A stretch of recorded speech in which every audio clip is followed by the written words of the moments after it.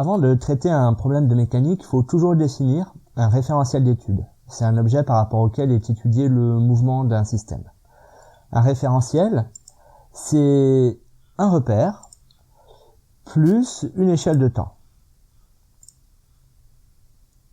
Il y a deux types de repères à connaître en terminal S. Il y a d'abord le repère cartésien, qui est utile dans l'étude du mouvement dans le champ de pesanteur, par exemple. Il est d'origine O et de vecteurs unitaires I, J et K qui sont constants et qui définissent les trois coordonnées X, Y et Z de l'espace.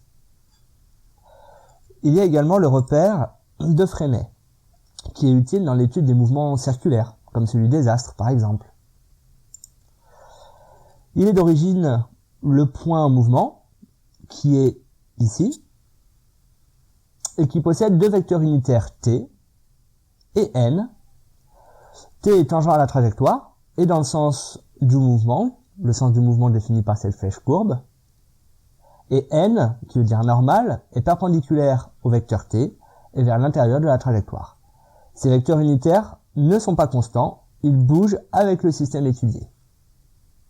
Le référentiel le plus courant, c'est le référentiel terrestre, qui est lié au sol et qui tourne avec la Terre sur elle-même en même temps, et qui est plutôt adapté à l'étude des mouvements des objets proches de la surface de la Terre.